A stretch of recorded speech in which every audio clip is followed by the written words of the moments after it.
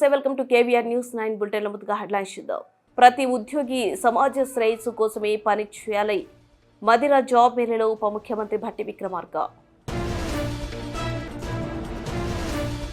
కోజన్ కొత్తూరు గ్రామంలో అకాల వర్షాలతో నష్టపోయిన పంటలను పరిశీలించిన నిజామాబాద్ ఎంపీ ధర్మపురి అరవింద్. ఐకేపీ వరి ధాన్య కొనుగోలు కేంద్రాలు ప్రారంభించిన కోరుట్ల ఎమ్మెల్యే డాక్టర్ కల్వకుంట్ల సంజయ్.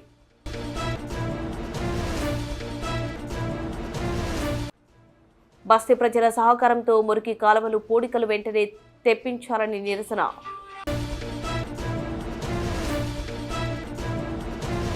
కోట్లాడి తెచ్చుకున్న తెలంగాణలో కొందరికే కొలువులు దక్కారని, గత 10 ఏళ్లు అధికారంలో ఉన్నవారు యువతకు ఉద్యోగాలు కల్పించకుండా నిర్లక్ష్యం చేశారని ఉప ముఖ్యమంత్రి భట్టి విక్రమార్క విమర్శించారు. ఖమ్మం జిల్లా మదిరలో ఏర్పాటు చేసిన మెగా జాబ్ మేళను ప్రారంభించిన అనంతరం ఆయన మాట్లాడారు. రాష్ట్రంలో నిరుద్యోగ యువతకు ఉపాధి కల్పించడమే లక్ష్యంగా సీఎం రేవంత్ రెడ్డి నాయకత్వంలో ప్రజాప్రభుత్వం 3 అంచెల వ్యూహం అమలు చేస్తుందన్నారు. అందులో భాగంగా మొదటి దశలో ఇప్పటికే 56,000 ఉద్యోగాలను భర్తీ చేశామని, మరో 30,000 ఉద్యోగాలు భర్తీకి కసరత్తు చేస్తున్నామని తెలిపారు. రెండవ దశలో మల్టీనేషనల్ కంపెనీలకు రాష్ట్రంలో అవసరమైన వనరులు కల్పించి భారీగా పెట్టుబడులను ఆకర్షించి తద్వారా యువతకు ఉద్యోగ అవకాశాలు లభించేలా చేస్తామన్నారు. మూడో దశలో రాజీవ్ యువ వికాస్ ద్వారా 9,000 కోట్లతో యువత తమకు నచ్చిన రంగంలో ఉపాధి పొందేందుకు అవకాశాలు కల్పించి వారికి అవసరమైన శిక్షణ ఇప్పిస్తామన్నారు. జూన్ 2 నుంచి ఈ పథకాన్ని ప్రారంభిస్తామని తెలిపారు. ఈ జాబ్ మేళ ద్వారా ఉద్యోగాలు పొందిన వారు జీవితంలో మరింత ఉన్నత స్థాయికి ఎదగాలని భట్టి ఆకాంక్షించారు. జాబ్ మేళకు 55,287 మంది రిజిస్ట్రేషన్ చేసుకోగా 100 కంపెనీలు 2,235 మందికి నియామక పత్రాలు అందజేశాయి. ఈరోజు చాలా మంది చదువు కోసం తల్లిదండ్రులు వాళ్ళ స్తోమత ఉన్నా లేకపోయినా కానీ డబ్బులు పోగేసి ఇంగ్లీష్ మీడియం స్కూల్స్ పంపిస్తూ ఉన్నారు. చదువు అనేది చదువుతో పాటు కొంత సంస్కారాన్ని కూడా నేర్పుతుంది. చదువు అనేది చాలా మందికి మనలాంటి ప్రాంతాల్లో ఉన్నటువంటి వాళ్ళందరికీ సంస్కారంతో పాటు ఉద్యోగ అవకాశాలు కూడా అందిపుచ్చుకోవాలనేటువంటి ఆలోచనతోనే మన తల్లిదండ్రులు మనందరినీ చదివిస్తూ ఉంటారు. కేవలం బడిపోవటం, కాలేజీ పోవటం, ఒక విజ్ఞానం కోసం మాత్రమే మాకు ఉద్యోగ అవకాశాలు ఉన్నా లేకపోయినా పర్వాలేదు అనుకున్నటువంటి పరిస్థితి మన కుటుంబాలే కాదు.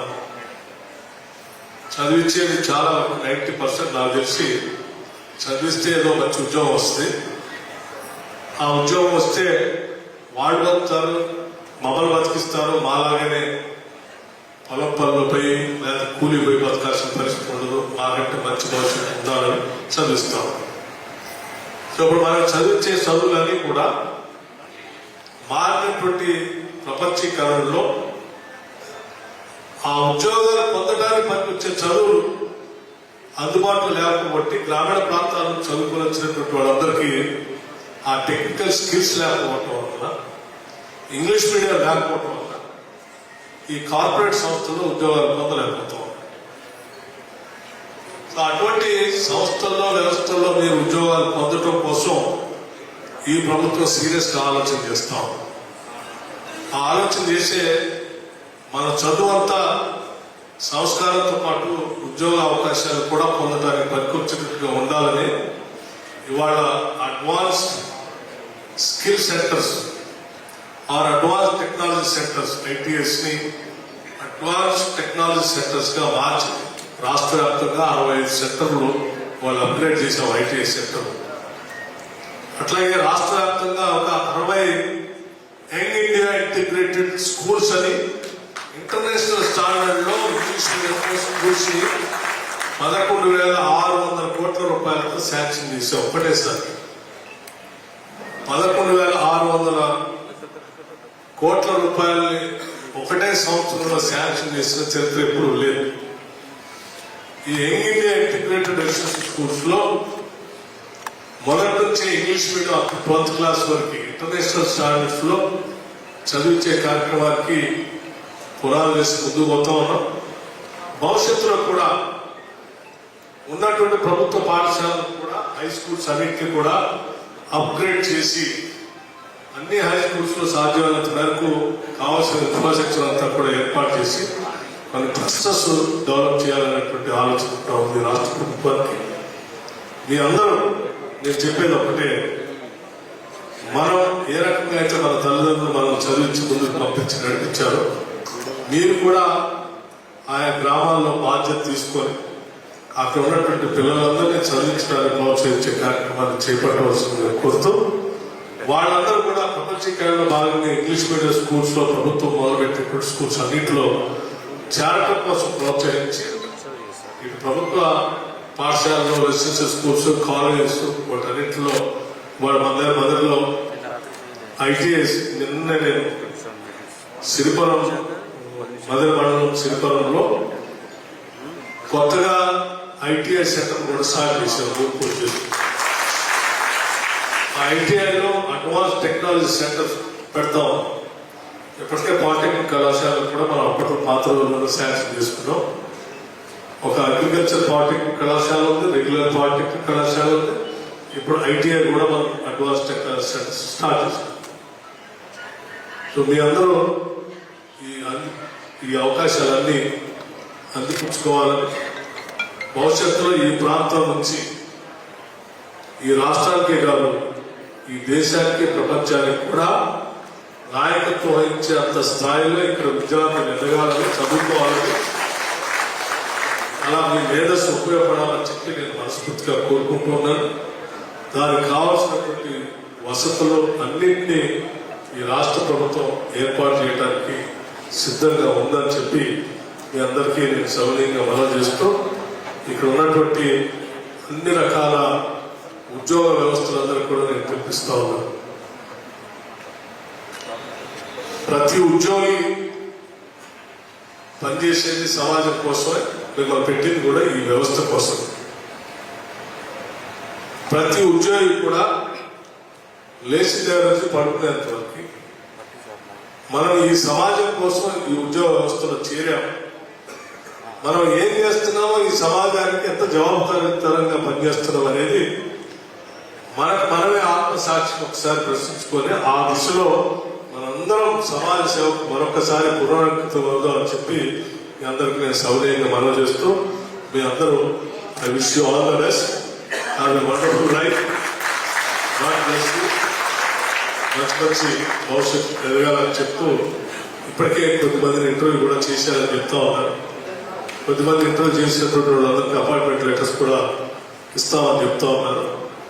శాంపుల్గా నేను కొద్దిమందికి అపాయింట్మెంట్ లెటర్స్ ఇచ్చి నేను పక్కకి వెళ్తాం. మనందరం నాతో పాటు వచ్చినటువంటి నాయకులు కూడా మనందరం బయట ఉంటే వాళ్ళు పీస్ఫుల్గా కండక్ట్ చేసుకుంటారు కాబట్టి సహకరించాల్సిందిగా నాయకులు కోరుతూ, అపాయింట్మెంట్ లెటర్స్ పొందినటువంటి వాళ్ళు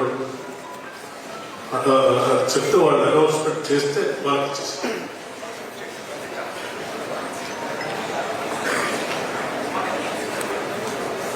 నేను వెళ్ళిన తర్వాత అపాయింట్మెంట్ లెటర్స్ ఎవరు thank you and I wish you all the best. Thank you.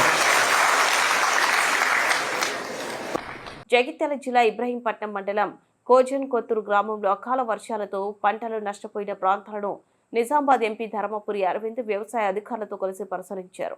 వ్యవసాయ అధికారుల నుండి పంట నష్టం వివరాలు అడిగి తెలుసుకుని రైతులకు న్యాయం చేసే విధంగా చర్యలు తీసుకోవాలని ఆదేశించారు. ఈ సందర్భంగా నిజామాబాద్ ఎంపీ ధర్మపురి అరవింద్ మాట్లాడుతూ, వడగండ్ల వాన, ఈదురు గాలులతో ఇబ్రహీంపట్నం మండలంలో వరి, మామిడి, నువ్వులు, సజ్జలు పంటలకు భారీగా నష్టం వాటిల్లిందని, పంటలు నష్టపోయిన రైతులను రాష్ట్ర ప్రభుత్వం ఆదుకోవాలని అన్నారు. నష్టపోయిన రైతులకు ఎకరానికి 50,000 చొప్పున నష్టపరిహారం అందించి రైతులను ఆదుకోవాలని ప్రభుత్వాన్ని డిమాండ్ చేశారు.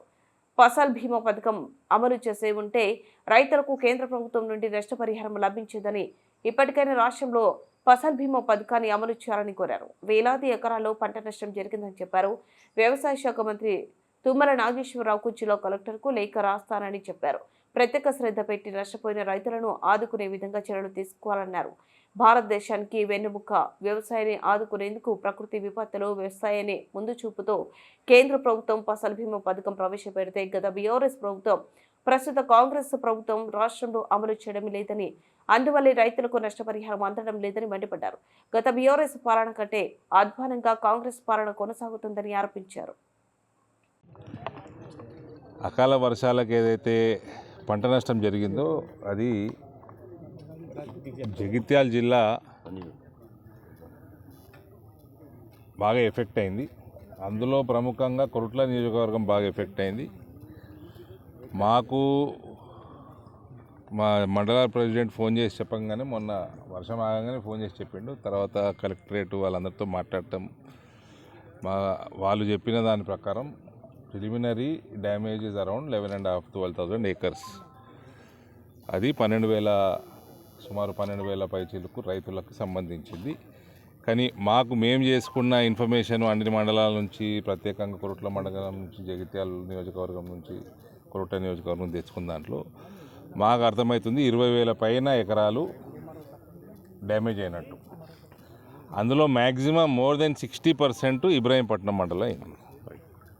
సుమారు 54 గ్రామాలు ఎఫెక్ట్ అయినాయి ఈ జిల్లాలో. అందులో ఎక్కువ శాతము ఈ వరి, మామిడి, నువ్వులు ఉన్నాయి, సజ్జలు కూడా ఉన్నాయి. సో దీని మీద ప్రభుత్వం తక్షణమే స్పందించాలి. ఇది ప్రతిసారి జరిగే ప్రకృతి వైపరీత్యాలను చెప్పిరావు. ఒకటి, యావత్ భారతదేశంలో మనకున్న 140 కోట్ల జనాభాలో, ఇంత పెద్ద దేశంలో ప్రతి రాష్ట్రంలో వ్యవసాయం, భారతదేశం మొత్తం మన వెన్నుముకనే వ్యవసాయం. సో దీనికి ఒక ముందు చూపుతోటి ఇటువంటి అఘాయిత్యాలు అవుతాయి అన్న ముందు చూపుతోటి ఫసల్ బీమా పథకాన్ని కేంద్రం ప్రవేశపెట్టింది. ఫసల్ బీమా పథకం ప్రవేశపెట్టి దాన్ని రాష్ట్రాలు సద్వినియోగం చేసుకోవాలి, వాళ్ళ వాటా వాళ్ళు కట్టుకోవాలి. ఇది 2014 నుంచి 24 దాకా దొరల ప్రభుత్వం దీన్ని సద్వినియోగం చేసుకోలేదు. వీళ్ళేమన్నా నష్టపరిహారం ఇస్తారా అంటే ఇయ్యరు. ఈ ప్రభుత్వం వచ్చినాక కూడా, కాంగ్రెస్ ప్రభుత్వం వచ్చినాక కూడా సంవత్సరంన్నర నుంచి ఒక సిస్టమ్ డెవలప్ చేస్తలేరు. ఏ గాలికైతే కేసీఆర్ నడిపిండో అదే గాలికి ఇంకా అధ్వానంగానే కాంగ్రెస్ ప్రభుత్వం నడుపుతూ ఉంది. భారతీయ జనతా పార్టీ ప్రభుత్వాలు ఎక్కడున్నా కూడా సిస్టమ్ డెవలప్ చేస్తాయి. ప్రభుత్వాల దగ్గర కూడా ఇక మా రేవంత్ నేషనల్ మీడియాలో కూడా మాట్లాడుకుంటా మన ముఖ్యమంత్రి నా దగ్గర పైసలు లేవని చెప్తున్నాడు. నేను 4 లక్షల కోట్ల అప్పులు ఉన్నాయి అనుకున్నా, కానీ 8 లక్షల కోట్ల అప్పులు ఉన్నాయి. నేను కుర్చీలో కూర్చున్నాక తెలిసింది. అంటే నువ్వు చేతులు ఎత్తేసేయడం లెక్క. వీళ్ళకి రైతు భరోసా లేదు, వీళ్ళకి రుణమాఫీ సక్రమంగా కాలే, వీళ్ళకి బోనస్లు ఇస్తలేరు. ఎటువంటి వీళ్ళ ప్రభుత్వం కాంగ్రెస్ వచ్చినాక మార్పు ఏం లేదు. కనీసము ఒక సిస్టమ్, కేంద్ర ప్రభుత్వం ప్రవేశపెట్టిన సిస్టమ్ని ఇంప్లిమెంట్ చేసుకుంటే రైతులకు ఒక అండగా ఉంటుంది. వీళ్ళు ఇచ్చే బోనస్లు, వీళ్ళు ఇచ్చే భరోసాలు, బంధులు ఇవన్నీ తర్వాత additional. First of all primary మీరు సిస్టమే కొలాప్స్ అయి ఉన్నది రాష్ట్రంలో. అది కేసీఆర్ కొలాప్స్ చేసేట్టు, దాంట్లోంచి కాంగ్రెస్ ప్రభుత్వం బయటకు తీసుకొచ్చే ప్రయత్నము చేస్తలేదు, వాళ్ళకు ఉద్దేశము లేదు, వాళ్ళకేమైనా అవగాహన కూడా లేదు. కాబట్టి ఇప్పుడు జరుగుతున్న నష్టానికి, ఈ 2 రోజుల వర్షాలకి నష్టానికి తక్షణమే 50,000 రూపాయలు మేము డిమాండ్ చేస్తూ ఉన్నాం. రెండో విషయము, ఫస్ట్ నేను సుమారు నాకు ఐడియా ఉంది 25-30 వేలు వరికి పెట్టుబడి ఉంటుందని. ఇప్పుడు ఈ ధరలు పెరుగుడు ఇంకా పెరుగుతూనే ఉంటుంది అది. కానీ ఇప్పుడు చూసినాక డ్యామేజ్ ఏ రకంగా అయిందో, ప్రత్యేకంగా ఇబ్రాహీంపట్నం మండలం చూసినాక నేను 50,000 డిమాండ్ చేయాల్సిందిగా నేను నిర్ణయం తీసుకున్నాను, డిమాండ్ చేస్తాను. ఇది ఇవాళ అగ్రికల్చర్ మినిస్టర్ నిజామాబాద్కి వచ్చిండు. నేను ఈ నుంచి మళ్ళీ నిజామాబాద్ పోతాను. ఇప్పుడు అక్కడ ఆయనకి లెటర్ రాస్తాను, కలెక్టర్కి కాపీ పెడతాను. తక్షణమే మీరు విడుదల చేయండి. మీరు ఒక సిస్టమ్ డెవలప్ చేస్తలేరు, పైసలు లేవంటున్నారు. పైసలు అట్లా ఉంటుంది కాబట్టి మీరు కేంద్ర ప్రభుత్వం సిస్టమ్ పెట్టింది ఒకటి, దాన్ని సద్వినియోగం చేసుకోండి. అన్ని డిపార్ట్మెంట్లలో పెట్టింది, ప్రత్యేకంగా అగ్రికల్చరు మనకి మోస్ట్ ఇంపార్టెంట్ మన దేశంలో, మన ప్రాంతంలో, మన రాష్ట్రంలో. కాబట్టి ఇవన్నీ కూడా ఒక సిస్టమ్ పరంగా నడిస్తే బెటరు. మీ ప్రభుత్వం ఫెయిల్ అయింది, పాత ప్రభుత్వం కంటే అధ్వానంగా తయారైంది. ఐకేపీ వారి వరి ధాన్య కొనుగోలు కేంద్రాన్ని ప్రారంభించిన కోరుట్ల ఎమ్మెల్యే డాక్టర్ కల్వకుంట్ల సంజయ్ జగిత్యాల జిల్లా మేడిపల్లి మండలం సత్తక్కపల్లి మేడిపల్లి గ్రామాల్లో ఐకేపీ వారి వరి ధాన్యం కొనుగోలు కేంద్రాన్ని ఎమ్మెల్యే సంజయ్ ప్రారంభించారు. రైతులు శ్రమించి పండించిన పంటలను దళారులకు అమ్మి నష్టపోవద్దని ఎమ్మెల్యే సూచించారు. ఈ కార్యక్రమంలో market committee chairman Koona Govardhan, మాజీ MPP Maru Saireddy, AEO, APM market committee డైరెక్టర్లు, బీఆర్ఎస్ నాయకులు, రైతులు తదితరులు పాల్గొన్నారు.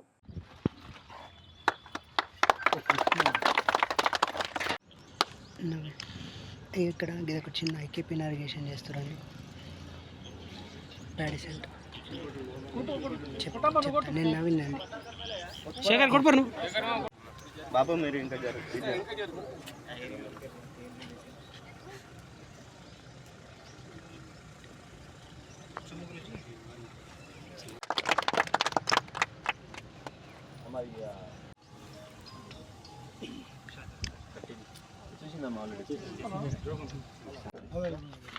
బస్తీ ప్రజల సహకారంతో మురికి కాలువలు పోడికలు తీపించిన మాజీ కౌన్సిలర్ పోలు ఉమాదేవి శ్రీనివాస్. ఆయన మాట్లాడుతూ రాబోయే వర్షాకాలం దృష్టిలో పెట్టుకుని బస్సులు కొంత అమౌంట్లో బస్తీ ప్రజల నుండి జమ చేసి కాలువలను శుభ్రపరచడం జరిగిందని, మున్సిపల్ కమిషనర్ శ్రీనివాసరావుతో మాట్లాడి తీసిన పోడికలు చెత్త డంపింగ్ యార్డ్ను తరలించడం జరిగింది. మాకు సహకరించిన భక్తి ప్రజలకు ధన్యవాదాలు అని ఈ సందర్భంగా వారు తెలిపారు. ఈ కార్యక్రమంలో బస్తీ యువకులు తదితరులు పాల్గొన్నారు. బెల్లంపల్లి పట్టణ హనుమాన్ బస్తీ 33వ వార్డులో గత కొన్ని సంవత్సరాల నుండి మురికి కాలువల వ్యవస్థ అనేది ఎక్కడ వేసిన బొంగలి అక్కడే ఉన్నట్టు కనబడుతుంది. హనుమాన్ బస్తీలో మేము కౌన్సిల్ గెలిచినప్పటి నుండి చాలా వరకు అభివృద్ధి కార్యక్రమాలు చేయడం జరిగింది. కానీ ఈ యొక్క మున్సిపాలిటీ వ్యవస్థలో మురికి కాలువలు మాత్రము చేయలేకపోతున్నాం. ఎందుకంటే గత 40-50 సంవత్సరాల నుండి కూడా ఈ కాలువలు ఓపెన్గా ఉండడం వలన ఈ యొక్క ప్రజలు కూడా వాళ్ళు చెత్త చెదారము వివిధమైన వస్తువులు కూడా కాలువలు వేయడం వల్ల, అదేవిధంగా ఇప్పుడు కట్టే ఇండ్లు కూడా దగ్గరికి కట్టడం వల్ల కూడా కాలువ తీసే వాళ్ళకు కూడా తీయరాకపోవడం వల్ల కూడా ఈ సమస్య ఏర్పడుతున్నది. ఇట్టి విషయంపై ఇంతకుముందు కూడా ప్రజాపాలన కార్యక్రమంలో నియోజకవర్గ ఎమ్మెల్యే మన గడ్డ వినోద్ గారికి తెలియజేయడం జరిగింది. సానుకూలంగా స్పందించినటువంటి మన ఎమ్మెల్యే గారు త్వరలోనే ఈ యొక్క మురికాలకు ఎంత అమౌంట్ అవుతుందో ఒక ఎస్టిమేషన్ వేసి దీనికి సంబంధించిన టెండర్స్ కూడా పెడతానని మాట ఇవ్వడం జరిగింది.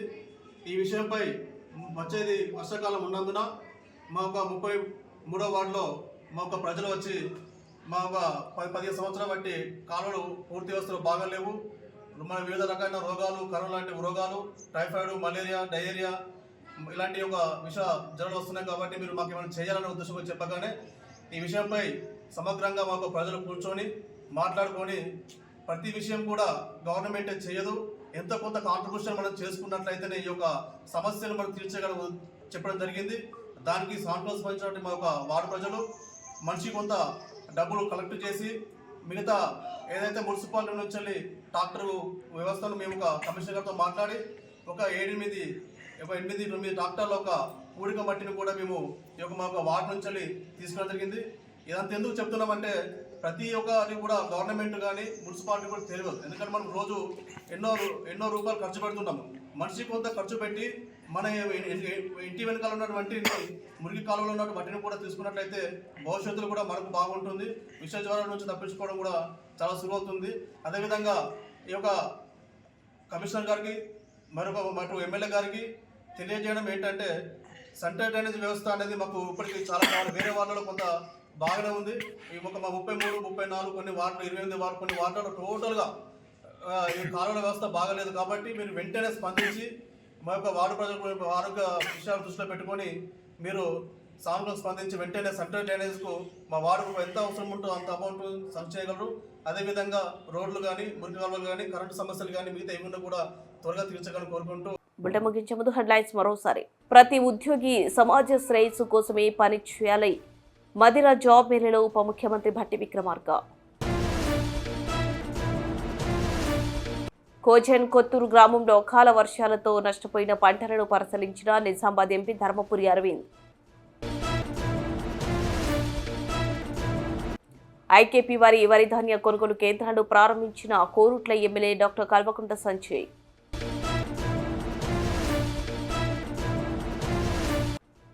బస్తీ ప్రజల సహకారంతో మురికి కాలువలు పూడికలు వెంటనే తెప్పించాలని నిరసన